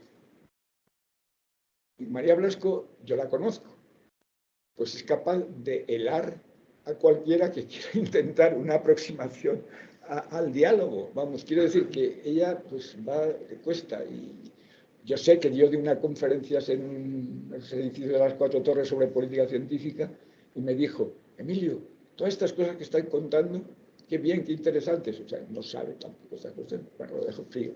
Y luego el siguiente, Mojica, pues es un hombre todo humildad, todo serenidad. Y bueno, con esas dos cosas, Pedro Sánchez yo creo que ya dijo, no hay forma de que se pueda enterar de lo que es. Y ya dejó las cosas fuera. Al marcharse me saludó afectuosamente también, y a Miguel Ángel Quintanilla menos, porque lo conocía menos que a mí. Y ya está. Es decir, así estamos. Es así. También es verdad que, por ejemplo, pues hasta los ministerios de Hacienda y de Trabajo de la época de la crisis, Montoro y Fátima Báñez, pues se dedicaron a perseguir a todas aquellas personas que estábamos recibiendo gratificaciones adicionales y que estábamos jubilados. Me pasó con los caricaturistas, con los autores. Yo, como tenía una licencia, yo quería pagar siempre impuestos, los he pagado siempre, pues lo único era una solución que se dio en un tiempo que me dijeron universitarios, sácate una licencia de escritor. Era la que podíamos tener y con eso pues hacías tu declaración. Bueno, con eso yo hubo momentos en que como daba muchas conferencias, daba tal, y me pagaban, pues tuve ingresos sustantivos y estaba jubilado. Porque fue una época intensísima para todas estas cuestiones. Entonces, pues nos persiguieron y nos amenazaron con que perdíamos la pensión. ¿Qué pasó? Pues bueno, yo gracias lo salvé por un asesor que encontré y que me salvó y me lo proporcionó José Félix Tezanos pues de rebote. Porque acudí hasta el defensor del pueblo que no sabía qué hacer. Luego, ahora quieren sacar un estatuto para que por lo menos los que están en cultura pues puedan funcionar un poco. Pero es así. Es decir, es siempre la persecución aquello que significa conocimiento, que significa reflexión. Es decir, no. Y yo creo que, y lo digo con toda tranquilidad y sin querer herir, porque mi mujer ha sido alta funcionaria del Estado, porque los funcionarios españoles son alérgicos también a la ciencia. Bueno, hemos llegado al presente, hemos llegado hasta el presente. Yo creo que podemos abrir ahora un... Sí. Volviendo hacia atrás. Has dicho en varios momentos, haciendo equilibrios, la herencia, incluso se llegó un momento a valorar si cerrar el CSIC. Entonces mi pregunta es, si se parece a Francia, ¿qué tenía de raro el CSIC? ¿Por qué hubiera merecido ser cerrado? El CSIC tenía de ¿Qué raro, tenía de específico? Lo que tenía de específico, voy a ser a lo mejor hasta un poco anticientífico, porque las emociones cada vez cuentan más y yo no sabía cuánto contaban y podían contar en este país. Esto ahora, como ahora las emociones las tienen todos, pues puedo ya ir generalizando, ¿no? Bueno, pues que el franquismo tuvo familias. Y evidentemente, pues las familias, la democracia cristiana, bueno, y se lo he oído hablar a mi amigo Federico Mayor, y perdón por eso, cómo se opusieron a cosas que él también propuso cuando tenían que ver. La democracia cristiana, pues no estaba de acuerdo con el CSIC, y en el CSIC aterriza en un determinado momento, después de un reglamento que se ha producido previamente a la transición, que se llamó reglamento yugoslavo, muy participativo, la presidencia de Primo Llúfera, que fue una presidencia muy técnica, pues se produce que llega Carlos Sánchez del Río. Y Carlos Sánchez del Río, al que yo había conocido en mi colegio mayor a Quinas porque venía mucho, porque era muy amigo de los dominicos y esas cuestiones, Carlos Sánchez, y que hicimos buena amistad, Carlos Sánchez del Río, así sí, lo odiaba, porque la Complutense siempre odió al CSIC. Y la batalla entre eso, pues llega un momento que se dice, pues se puede a lo mejor cargárselos, y entonces pues esa fue la historia. Para eso vino Carlos Sánchez del Río, pero se encontró con un CSIC que había tenido un reglamento súper participativo, había una comisión científica donde estábamos gente allí, que nos podíamos hablar y relacionar bien con Carlos Sánchez del Río, pero que sabíamos que teníamos que cargarnos a Sánchez del Río, y por eso llegó a la presidencia Alejandro Nieto. Porque habíamos contactado con Alejandro Nieto, dos representantes de la comisión científica, que los dos éramos de biología, Pepe Gómez Acebo y yo un día le dije a Pepe Gómez Acebo, que además, como Pepe estaba más cerca del CD y del lado, dije, Pepe, tenemos que sustituir a este señor y yo creo que Alejandro Nieto puede ser un buen candidato. Y me dijo, móntate en la moto conmigo, nos vamos a Matías Turrión, que era donde vivía Alejandro, y allí le dije, pues Alejandro, ¿quieres que se presente este sí? Pues estaba su amigo, Luis González Seara. Y entonces estuvo pensando, yo nunca he querido estar, yo nunca tal, pero bueno, lo que me estáis ofreciendo quizás es atractivo, no sé qué, bueno, adelante. Y así fue. Es decir, esto es así. Hemos hecho tantas cosas, sabemos tantas cosas, que podemos darnos cuenta de lo que es España. La ciencia es, no sé qué cuento aplicar, el de la Cenicienta, el de los 7 enanitos, o cuál, no lo sé, pero sinceramente es así. No. Y claro, esto ha tenido demasiadas cosas, he podido hacer demasiadas cosas, sé demasiadas cosas, y por lo tanto, pues hay mucha gente que lo que quiere es que me calle. Pero por eso estoy hablando. Pero precisamente Alejandro Nieto sí que señala con una claridad poco común en personas que han tenido cargos importantes, ¿no?, que el CSIC parte de una estructura un poco contradictoria, dual, y es que por un lado tiene una plantilla asegurada funcionarial, que además crece y crece y crece por presiones sindicales, y a la vez compite por la captación de fondos en lo que sería una política científica más si es que Alejandro, con objetivos. Es y que entonces, Alejandro, bueno, eso no se ha resuelto, ¿no? Claro, es que Alejandro y yo coincidíamos en muchas cosas. Si además cuando paseábamos por los jardines de enfrente siempre decían, estos dos parecen hermanos. Bueno, es decir, hemos coincidido mucho. Hemos coincidido mucho teniendo diferencias también, porque siempre hay que tener diferencias, pero hemos coincidido mucho y por eso fue. Si es que, ¿qué pasó para la salvación del CSIC? Como estaba el Ministerio de Universidad e Investigación y teníamos una comisión científica, hicimos una especie de pequeña revolución separando una parte de la comisión científica para que se reuniera con el ministerio. ¿Y quién presidió esa comisión? Alejandro Nieto.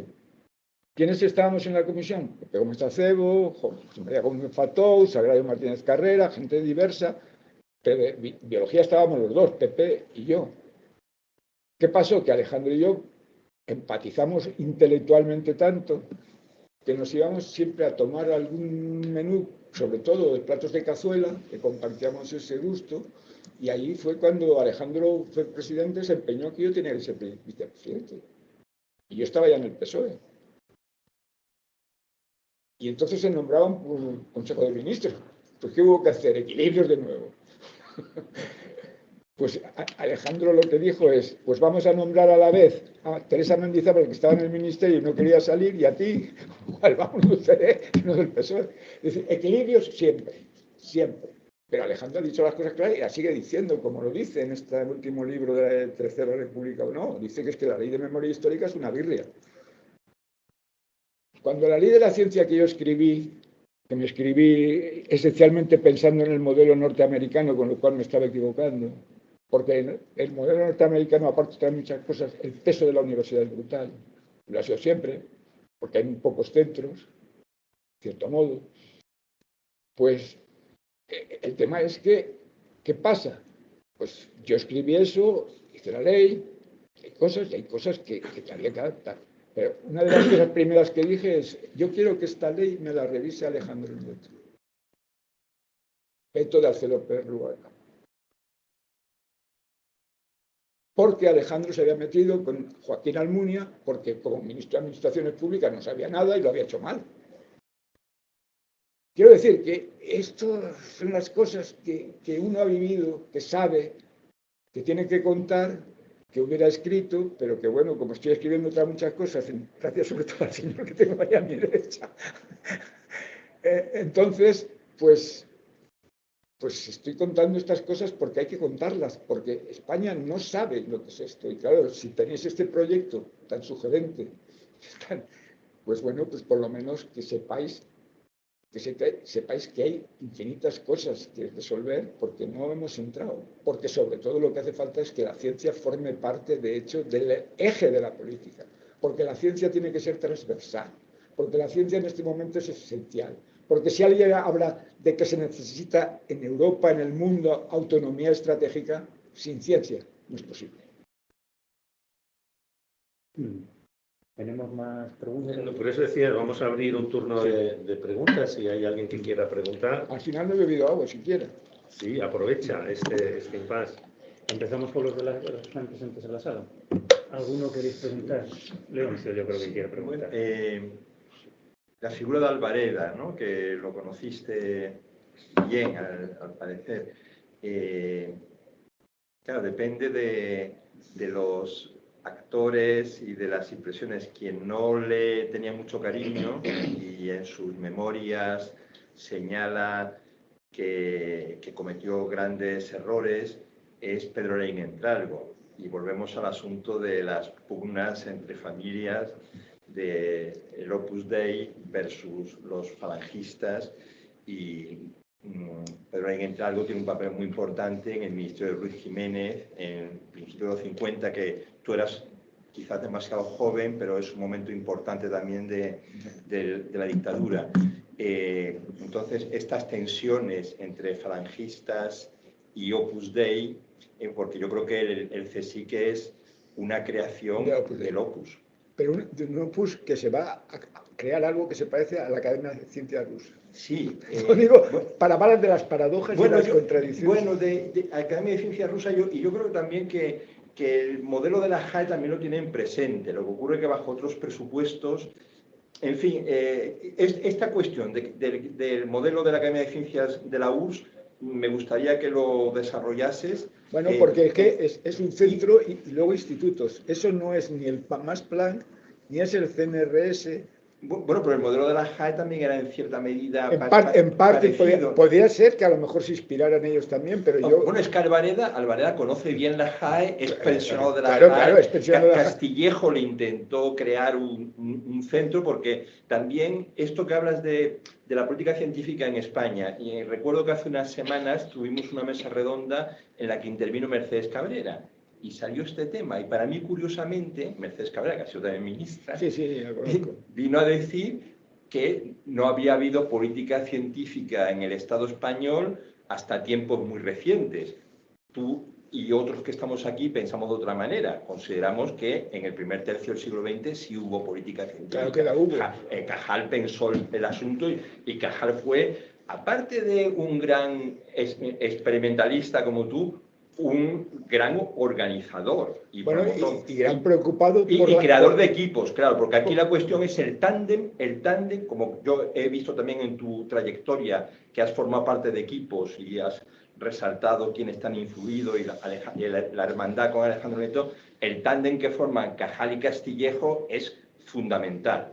Entonces, esta cuestión de por qué ¿consideras que el modelo del CSIC se parece al de la Academia de Ciencias de la URSS? Que yo cuando fui director del Instituto de Historia tuve mucho trato con el Instituto de Historia Universal, la sección hispanística de la Academia de Ciencias, y conozco el caso. Pero yo creo que hay otros modelos, y después estas tensiones opus falangistas y luego, bueno, en el Opus los católicos también son distintos, el Opus Dei, como los demócratas cristianos que has dicho, en fin, en la misma familia y subfamilias. Y hasta los que trabajaban en agricultura. Y hasta que trabajaban en agricultura. Claro, en la agricultura es que también había habido centros de investigación. Es que, claro, el CSIC no es una creación ex novo. O sea, la investigación agronómica en el Estado español venía del siglo XIX con la Estación de Agricultura de la Moncloa y los ingenieros agrónomos. Y el oceanográfico. Y el oceanográfico, claro, con Odón de Buen. Es decir, también este peso y estas inercias del pasado, aunque las intenten laminar y suprimir, pero también hay gente. Y ese es otro problema. Y luego, una cosa muy interesante de lo que tú viviste en los años 40 y 50 es estos científicos formados en la Edad de Plata, el químico, el físico, es que hay gente que ha recibido muy buena formación también y que han estado en el extranjero, y son los que sostienen un cierto nivel científico en esa década sombría de los 40 y los 50. Es decir, que hay una dinámica de rupturas, de discontinuidades que son muy fuertes, porque tú habla del mundo de los perdedores, es que muchos perdedores son expulsados, Claro, y yo ahora acabo de leer la biografía de Oskar Deki, lo que le cuesta a Oskar Deki cuando regresa de Colombia en el 53 reincorporarse a la Universidad Española.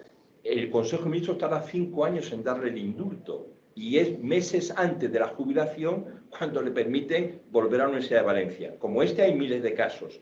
Entonces, pero hay también continuidades con los profesores que tú tuviste que vienen de la Edad de Plata. De modo que todos estos juegos hay que considerarlos, las tensiones internas, lo que viene del pasado, los modelos que tú comentas, el de la Academia de Ciencias de la URSS es interesante, pero también está el modelo de la JAE que pervive. En fin, muy interesante, yo creo que hemos tomado nota y ojalá puedas esto plasmarlo en el papel. Claro, Alejandro Nieto critica la ley de la memoria. Es que también hay un problema con la memoria y con las vivencias entre las personas que tenéis vuestra edad y la gente joven. La gente joven, hoy por ejemplo he oído en la radio un debate sobre la Constitución, que si es una Constitución rígida, entonces la gente joven piensa que la Constitución se hizo en un momento de grandes de amenazas militares, de mucho miedo, y hubo que blindarla. Y entonces cuesta mucho ahora modificar la Constitución. Y ahí hay un debate entre los jóvenes y los que conocisteis la época, yo también la conocí, estoy más próximo a ti que a los más jóvenes, que hay que ser prudentes también, porque además toda la historia que tenemos tan complicada, de modo que también este es otro melón, pero bueno, aunque la ciencia forma parte también de los problemas constitucionales. Y en cuanto a la ciencia, claro, aquí somos varios del CSIC y de la universidad. El CSIC también ha sido, se piensa que somos privilegiados y que esto, pero respecto, por ejemplo, a la dirección de tesis, respecto a la inserción en el sistema educativo, estamos en desventaja. Y no tenemos un sistema suficientemente flexible para que nos beneficiemos recíprocamente, como si lo tienen en el CNRS francés, claro, o en el Max-Planck alemán, donde hay mayor trasvase, claro, entre la educación, y eso yo creo que, Emilio, tenéis que haberlo conseguido los que tuvisteis responsabilidades, de que hubiese mayor interacción entre el CSIC y la universidad. Era imposible. Mira, bastaba la sustitución de un director general en un ministerio en una época como la de los 80 para que se vinieran abajo muchas cosas. Te lo puedo decir. Aparte de muchos intentos de que yo jamás llegara a ser ministro, y lo cual me alegro, como le decía Paco, porque bueno, me ahorraba muchas cosas, pero claro, si Guerra decía que tienes que hablar con alguien en ciencias de Emilio Muñoz, me estás condenando. Ya pensaban enseguida todos que yo era guerrista. Yo no soy guerrista, ni nada, no soy, nunca, ni los dogmas. Recuerdo el día que murió Tierno Galván, que me llama por el gabinete Alfredo Pérez Rubalcaba y me dice: ha muerto tu jefe. Decía, digo, Alejandro, jamás he estado en la OGE, ni en Acción Católica, ni en nada. No he tenido jefe de filas nunca. Bueno, quiso acompañarme al entierro y me acompañó. Pero quiero decir que es que yo no he sido un español normal, lo siento. Entonces, esta historia es así. Y estos son los envenenamientos que existen en todas partes y que desgraciadamente el modelo se está exportando al mundo. Porque la polarización, el trumpismo y tal, Trump se va a cargar el sistema americano de ciencias si le dejan, si sigue. Estuvo al borde de cargárselo, sobrevivió por toda la fuerza que tiene históricamente. Pero igual que se ha cargado el Supremo, ese que era el equilibrio que todos admirábamos porque siempre estaban contemporizando, pues claro, tú le metes a 3 ahí y ya lo has jorobado. Y estuvo al borde, porque no nombró ni siquiera a un consejero de ciencia de presidencia. Nature publicó un artículo solo una vez que dijo: no hay nadie porque nadie que ha querido ser. Ha puesto a un tío del clima que ha dicho al final que no. No tuvo. Trump llega, se carga el sistema americano. Es decir, estamos desgraciadamente exportando un modelo que no es el mejor, aunque haya tenido muchas virtudes, que tengamos muchas, pero estamos exportando un modelo que es el español. Y estoy temblando, bueno, por los que vengan detrás, yo no lo veré. Quiero decir, España, si es que el franquismo estaba dividido, si es que había 17 familias metidas en el Consejo de Ministros. El tardofranquismo que hizo, meter mucho más a técnicos, que tuvieron que tragarse y firmar penas de muerte o decir que sí, que hacía falta tragarse. Yo, hombre, no sé si decirle algo que le he dicho a Paco y siempre cito a Federico. Digo, Federico no se siente orgulloso de lo que hizo en España, sí muy orgulloso de lo que hizo en UNESCO. Yo me siento orgulloso de lo que he hecho en España, porque lo he hecho, por lo que he hecho como he podido. Me siento orgulloso, claro. Si encima no me sintiera orgulloso cuando me podía haber quedado fuera, pues me siento orgulloso, pero lo he hecho a retales. En este testimonio autobiográfico has hablado de las opciones que fuiste tomando en la vida.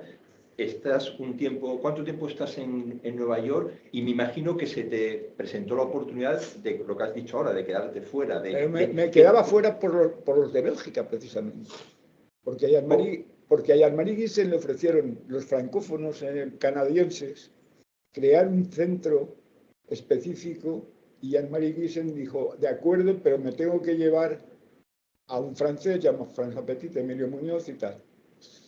Nosotros les dijimos que no, ese proyecto se vino y Jean-Marie se quedó en Bélgica. Pero surgió, mi mujer me dijo, Emilio, di que sí. O sea, tu mujer era partidaria de ir a Canadá y... De irse donde fuera, también, sí, donde fuera, que no le importaba, a pesar de que ella también... así. Pero bueno, me lo dijo, Emilio, ella dijo que yo volví por mis padres. Y siempre lo ha dicho, y no es verdad. No volví por mis padres. Fue una decisión tuya. Volví por culpa de este país. Bueno, por culpa, o si te sientes orgulloso de lo que has hecho, bueno, ya, para beneficio. Sí, por culpa, vamos, de que querías hacer cosas en este país. Claro, porque he dicho siempre que creía que, por eso me siento también un fracasado. Aunque esté contento de lo que he hecho. Me siento un fracasado porque he tenido que adaptarme, que soy muy darwiniano. Emilio, yo creo que el país de aquí respecto a 50 años ha mejorado notablemente en todos los indicadores. Tenemos muchos problemas, pero los que vivimos en los tiempos grises y sombríos de los 70, comparándolos con ahora... pero hemos mejorado mucho en lo que decía el brigada de la farmacia militar donde yo iba, de infraumbilicales. No. Y de cerebro también, y a nivel cultural. No, oye, no me digas que la barraca no era un invento maravilloso. Bueno, sí, la barraca y las misiones y otras muchas iniciativas, pero ¿cuántos universitarios había y cuántas personas? Eso sí, claro, eso cuantitativamente. Sí. Y eso fue... Pero es que la alfabetización española ha conducido a que haya más gente que reflexione. ¿Tú crees que la gente vota reflexionando en España? Bueno, yo creo que en ningún sitio ya. Reflexionando poquito, Sectores amplios, sí, Emilio. Emociones, mucha emoción. Y reflexiones también. Yo, por ejemplo, he leído mucho la prensa de la República y hay que quitarse el sombrero del nivel que tenían aquellos periodistas y escritores. Pero ahora también hay una gama amplia de personas reflexivas. Hay mucha morralla también, pero... Oye, yo tengo de prensa aquí, por ejemplo, en Madrid, la opción de El Mundo. ¿Qué otro hay? La Razón. Hay muchos. ¿Y qué tengo en la contraparte? Pues un periódico digital, que lleva ahora Escobar, Nacho. Sí, el diario. Y Prisa haciendo equilibrios. Que acabo de descubrir los equilibrios con la muerte de Miguel Barroso. Gracias al... Que llevan años con los equilibrios. No, bueno, pero es que yo conocí a Miguel Barroso. Miguel Barroso fue responsable de la caída política de José María Maroa. Miguel Barroso es un personaje extraordinariamente complejo. No sé si alguno de los obituarios que se han escrito lo han descrito bien, pero el que más me ha gustado es el de José Miguel Contreras. Porque José Miguel... Íntimo amigo de él. Bueno, íntimo amigo no. Íntimo amigo, pero no nunca habían hecho nada juntos hasta ahora que lo dice José Miguel. Que estaban pensando y planteándose la reforma y la no sé qué de Prisa. Lo dice José Miguel Contreras en su obituario. Lo he leído ayer. Es decir, expertos en comunicación los dos. Dice José Miguel, jamás hemos trabajado juntos. Normal, porque yo he conocido a Miguel cuando fue director de comunicación con José María y cuando José María cometió, estoy hablando de Maraval, cuando cometió el error de nombrarlo jefe de gabinete sustituyendo a Reyes Mate. De la reflexión al lo que quieras, porque Miguel Barroso es una persona complicadita, por muchos sentidos. Entonces, quiero decirte que Prisa, digo, este señor, el libanés, pues ha puesto a estos para ver, por eso, haciendo equilibrios. Equilibrios constantes. ¿Qué pasa? Cuando te echan, cuando llegan los de la SER, que son siempre un poquito más capaces de tener una cierta independencia, y te echan a José María Izquierdo, pues es porque José María Izquierdo, alguien dice, no tiene que estar a las 6 de la mañana, que lo veíamos 7. Ahí. O sea, en fin, cosas de estas. Como conozco también a José María Izquierdo, que es amigo y que hemos hablado mucho y hablamos, pues, es decir, ¿dónde está ahora? Pues con el periódico de Nacho Escolar, claro, haciendo lo que puede. Entonces, no, es decir, y desgraciadamente ahora lo que hay, en mi opinión, es un poder económico que se desató con la caída del muro, que pretendió con la globalización y las tecnologías estas que tenemos, que yo llamo tecnologías adictivas por imposición, estas adictivas. Mi hijo el otro día en el Skype me dio la palabra, son tecnologías coercitivas. Estas son coercitivas. Es decir, aquí siempre me aparece una señora que no puedo eliminar y mi hija no lo consigue, soy tu asistente, que nunca he hablado con él. En fin, y esta mañana con una imagen de una bella joven. En fin, quiero decir, estas tecnologías son adictivas. Y son adictivas adrede, porque se preparó toda una estrategia maravillosa, la globalización. Les ha salido un rana. Y ahora no saben cómo dar la marcha atrás. Como hay otro indicador que es absolutamente artefactual, que es el PIB. Y lo llevamos denunciando algunos y muchos, pero da igual. En cuanto a un libro que se publique sobre PIB de David Pilling, que se publicitó en El País cuando llegaba, ya ha desaparecido, ya no se nombra jamás ese libro de Pilling. Porque el PIB no puede desaparecer. Es absurdo. Si Kuhnes no quería que se utilizara el PIB para lo que se está utilizando, que ha sido para construir todo el mundo. Kuhnes lo quería para demostrar lo que era una economía abierta frente a una economía cerrada. Todo se ha perturbado porque hay unas personas que han decidido, claro, es que no puede haber, porque el comunismo hizo toda la barbaridad de lo que estamos hablando, no sé qué, claro, el capitalismo pues no puede desaparecer porque, claro, tiene mucho más atractivos que otra cosa, pero estamos ahí. Es verdad, no, es muy difícil. Y no se puede decir que España haya avanzado, que ha avanzado, claro. ¿Qué le pasó a la República, aparte de otras cosas y los errores? Pues que había mucho analfabeto, para colmo, y había muchos señoritos. Claro, ahí están los santos inocentes, vamos, la novela de Delibes. En fin, había muchas cosas, sobre todo el alfabetismo. Pero el alfabetismo ha ayudado, no a que la gente lo que quiera pues es viajar, ver más cosas, salir, porque bueno, pero luego ¿le sirve de verdad como me sirvió a mí, que sí, verdad, me moduló muchísimo la estancia en el extranjero? No.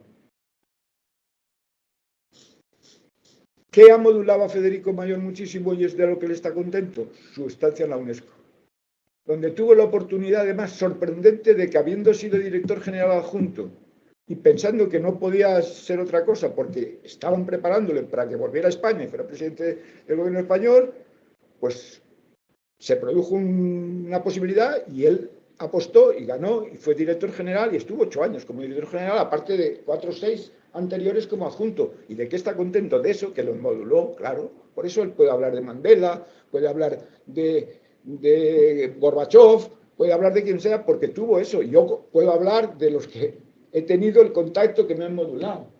Y es ahí. Sí, somos, Federico y yo, vamos así, y esto es así, yo lo digo, ya somos pareja de hecho, sin haberlo querido, porque hemos tenido trayectorias paralelas que hemos convergido a partir de que nos jubilamos, más o menos. Que hemos convergido, porque yo le negué 3 veces. Cosa que me ofreció, no fui. Cuando era rector me dijo, vente a Granada, yo venía de toda la euforia de los trabajos que había en Bélgica y ya yo quería conquistar el mundo científico y le dije, no, y luego cuando se creó el Centro de Biología Molecular, que fue por iniciativa de la National Science Foundation, que dio un dinero a Ochoa, mi grupo estaba previsto. En mi grupo había un chico que estaba en el Partido Comunista, que era un poco especial, Manuel Nieto, y había colocado dos imágenes, una de Lenin y otra de tal, en mi laboratorio. Como yo soy así, no lo quité. Había un señor que nos vendía los libros, que era un represaliado clarísimo, y me dijo, señor doctor Muñoz, ¿cómo tiene usted aquí? Digo, porque aquí hay un joven que... Bueno, pues, ¿qué pasó? Que cuando se produjo el movimiento hacia CBM, yo fui vetado. Y Federico tuvo que escribirme para decir, el material que has tenido tienes que devolverlo. Y yo le dije, el material no se devuelve. Y me quedé con el material. Tercera negación a Federico. Quiero decir que he vivido tanto, he vivido tantas cosas y tantas oportunidades, porque para mí la ciencia ha sido mi vida y mi pasión. Mi familia me lo ha reprochado siempre, claro, demasiada pasión. Pero bueno, es la que me permitía hacer experimentos que tenían éxito. Más preguntas. Charlie, desde el ámbito educativo. No, yo es que soy un completo ignorante, entonces no sé si lo que... Bueno, a mí lo que me interesa es que si pudiera relatarnos concepciones distintas que hubiera sobre, por ejemplo, la relación entre universidad y CSIC.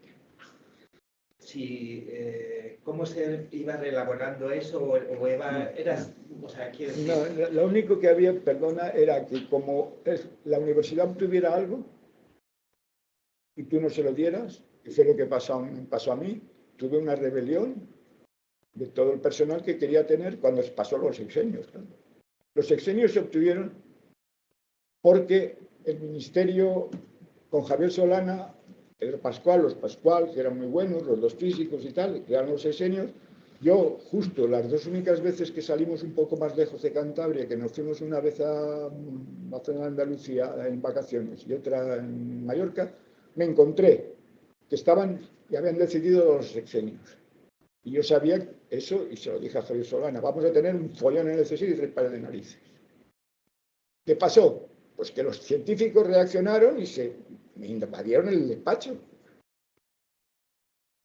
Yo he vivido eso. Independientemente de que luego, el día que me despedí, aparte de decir que no quería homenajes, la comisión científica que había entonces dijeron que grande era yo, que no sé qué. Bueno, pues da igual. Es decir, es así, me invadieron. ¿Qué le dije yo a Solana? Pues los problemas se los dije. ¿Qué hizo él? Aprovechando que era alpinista con Pepe Borrell, y Pepe Borrell, la secretaria de Estado de Hacienda, hicieron una orden por la que se aplicó los sexenios al CSIC. Sí. ¿Qué le dije yo? Tendré a todo el otro personal de punta y preguntarle a Emilio Criado, que podéis invitar también si queréis para vuestro proyecto, desde otra perspectiva. Pues eso. ¿Qué pasó? Pues eso. ¿Qué pasó? ¿Qué tuve que hacer yo para eso? Pues aliarme con los sindicatos y todas las cosas, y hubo un director general, un majo que había en el ministerio, que se alió conmigo, pero es igual, pero ¿qué vamos a conseguir? Nada. Por eso sigo insistiendo en un estatuto especial, que es para los investigadores, para el personal de apoyo, para los gestores, para todo, un estatuto especial, señores y señores, esto es lo que necesita la ciencia, estatuto especial. Como podía tener el departamento de microbiología un señor como Luis Garmáez, que era un señor al que a lo mejor ganaba más que los profesores. ¿Por qué hace falta todo esto? La ciencia es compleja, es transversal y tiene un problema además que lo dice el historiador este que hablábamos ayer, que es el orgullo, el hubris. Eso para colmo. Y si no se reconoce, pues... Además, y si no lo puedes reconocer, porque evidentemente no puedes presumir de que ha habido un científico que es pareja de Rosalía, pues ahí estamos.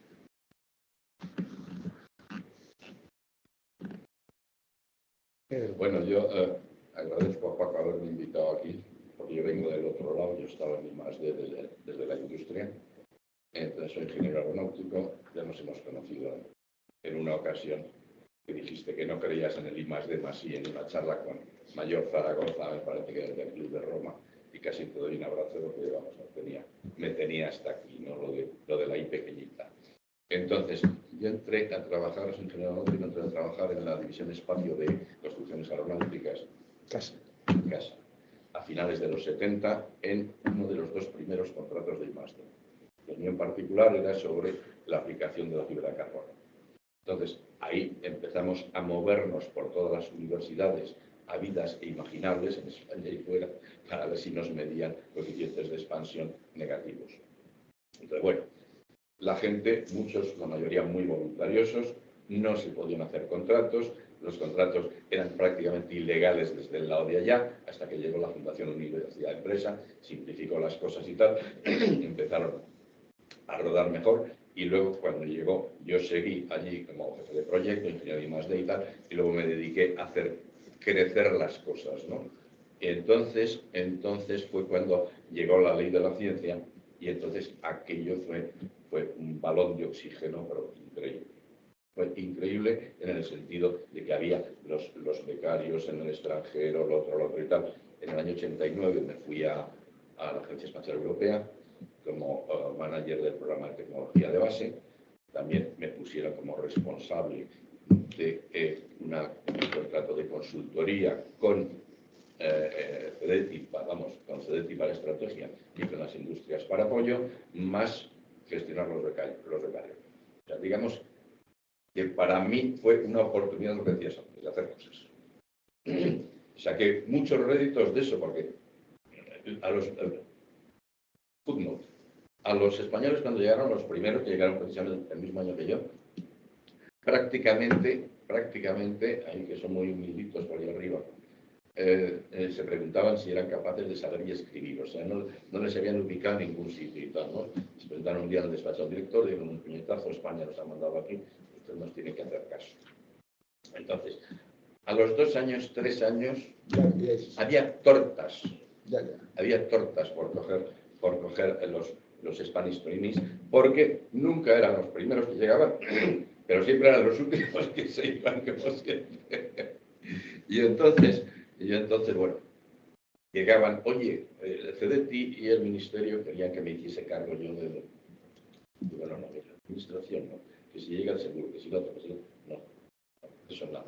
Digo, yo me encargo de la labor subterránea. Cuando llegaba alguien de algún departamento, alguna sección y tal, oye, que quiero un Spanish Training, bueno, se abre la convocatoria el día 15 del mes que viene. Bueno, es que quiero uno. Bueno, a ver, vamos a negociar. Primero, tenía que entrar en algo que generase conocimiento y capacidad para la industria española, para que luego volviese. Habré movido así 40, 50 en los 10 años más o menos, 10, 12 años que estuvo eso.